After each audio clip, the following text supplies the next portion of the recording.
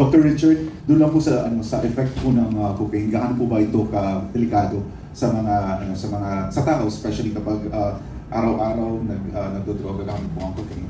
Yes, a very good question. Actually, it's very, very dangerous. Actually, pwede po siya magkaroon kaagad ng heart attack, pwede tumaas kaagad yung blood pressure, pwede kaagad magkaroon ng seizure, lalo na kung ma-overdose. Ngayon, pag sinasabi naman nilang microdosing, which na-mention po yun ni Senator Amy na 4 times a day daw, actually, that is still dangerous, and also for the country kasi if you're working and then you're doing microdosing, that's yung decision making mo mababago eh. Totoo po yung sinabi ni FPRRD na nagsishrink po yung utak. Ibig sabihin, maging mahina na po yung comprehension mo, decision making, at you can be easily manipulated. Ngayon, wala sana tayong problema kung gumanda talaga yung bansa natin, wala tayong naririnig na grabing corruption, parang justified na hindi siya affected. Pero itong 1 trillion na issue na nanakaw, and that's just a portion, and that makes it a very, parang connected siya, na kaya siguro nangyari itong flood control issues and other mga corruption dahil hindi na nga nabantayan or doon sa sinabi ni Zaldico na baka involved, and Zaldico ang nagsabi nun. So ibig sabihin, questionable na po yung kanyang decision making, and lalo na sinabi ngayon ni Senator Amy na lulun siya sa cocaine. I would like to address my first question kay Prof. Digia. Prof, following the revelations of Senator Amy regarding po kay President Marcos dun po sa drug use, do you think, Prof, isa po itong national threat na magkaroon ng isang presidente na nagdodroga? And ano kaya ang impact nito, especially dun sa Armed Forces of the Philippines na may Commander-in-Chief following the revelations of Senator Amy?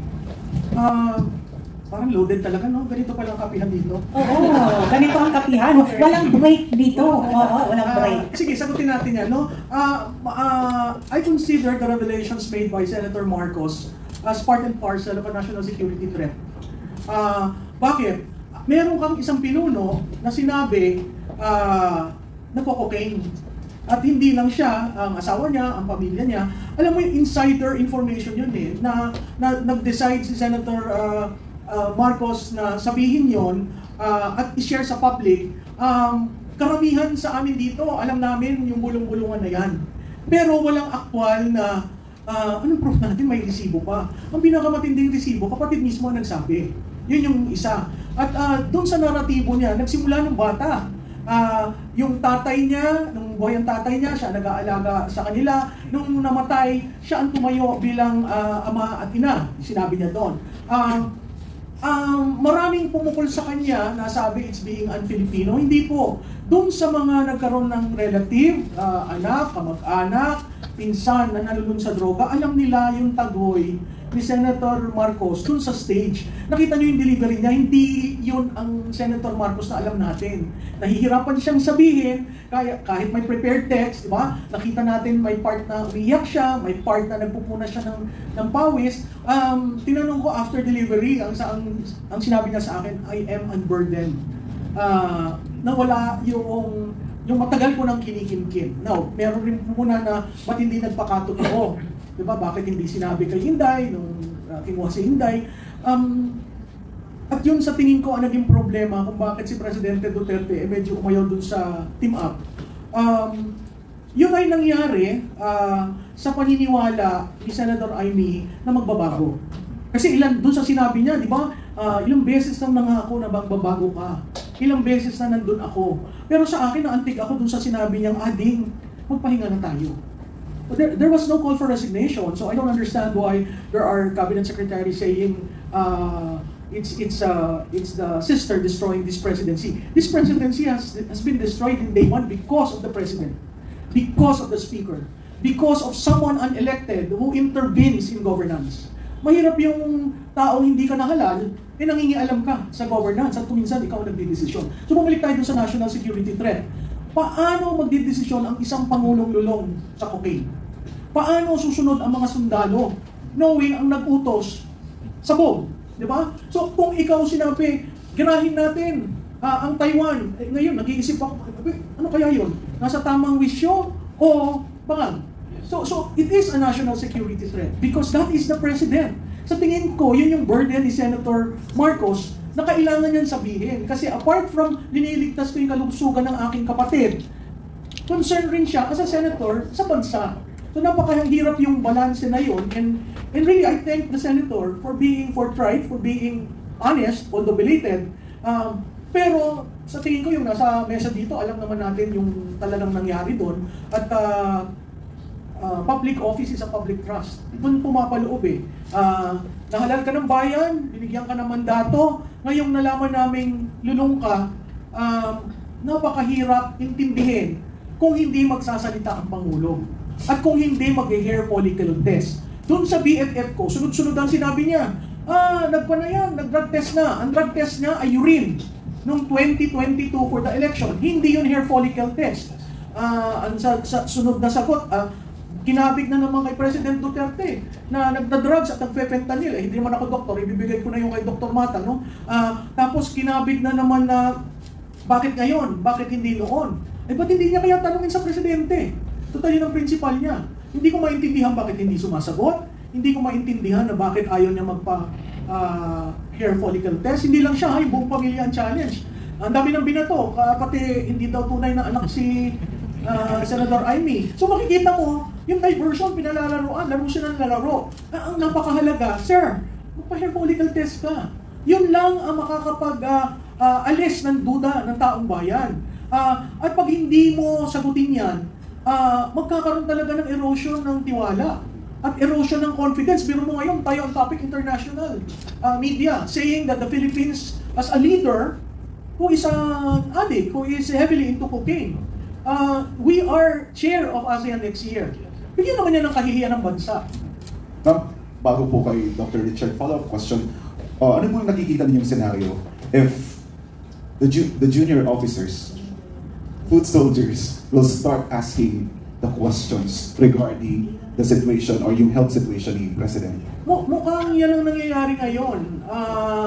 Yung foot soldiers and junior officials, not in the Corps of Generals, mukhang pag umikot ka sa mga kampo, yan ang pinag-uusapan. So, how would General Bronner address that? How would SND address that? And by the way, SND was present during that Bataan celebration where the President had white. Right? And he was one of those who was making, a sign that there is something. And kung siguro titingnan niyo yung video na yon, nanggigigil nun si Secretary Gibo. So, how do you address that? Yung mga ordinaryong kawal, dinalaan nila yung buhay nila para sa proteksyon ng Estado. And then here we have a leader who doesn't really care, it's not felt, and then suddenly we hear of the use of drugs and other things that is being done in the office of the President, in Malacanang. Ngayon lang ako nakarinig ng mga ganung balita kasi ako nagtrabaho naman sa Malacanang, wala ako naririnig ng mga ganung activities na nangyayari within the palace. Thank you po. Yes po, talagang dapat magpatuloy pa yung mga rally natin. May post nga ako dati, sabi ko, ang mga Pilipino, ninakawang ka na, ginagawa ka pang tanga. So yung pag-rally natin is a sign na hindi po kami tanga. Yun yung sign, yun yung way natin to express sa kanilang mga ideas na kung anong sinasabi nila ay naniniwala na lang tayo kaagad. Give an example, maganda na ang process ni Senator Marcoleta sa Blue Ribbon Committee. Breakthrough na yun eh. Ngayon, tinanggal siya sa Blue Ribbon Committee Chair, pinalitan, pinadelay, pagkatapos andyan ang ICI, pero hindi daw i-televise. Sikreto lang muna. So actually yun po yun, ginagawa tayong tanga. Meron na yung breakthrough eh. May minention na ng mga congressman, may minention na ng mga tao, pero biglang hininto. So they are really hiding something. Kung ayaw nila ng mga rally, dapat tinatuloy na yun. Binoto na natin si Senator Marcoleta for that purpose. Yun yung ating tagapagligtas sana, kaya lang pinalitan siya. So yes, dahil hindi inalaw yung ating gustong mangyari sa Senado, kailangan po natin i-express. So patuloy po ang mga rally natin. The right, the freedom of speech, the right to assemble. Pero ang nakita ho natin, napakahirap kumuha ng permit. At dun sa pagkuha ng permit, parang yung mga LGU natatakot magbigay.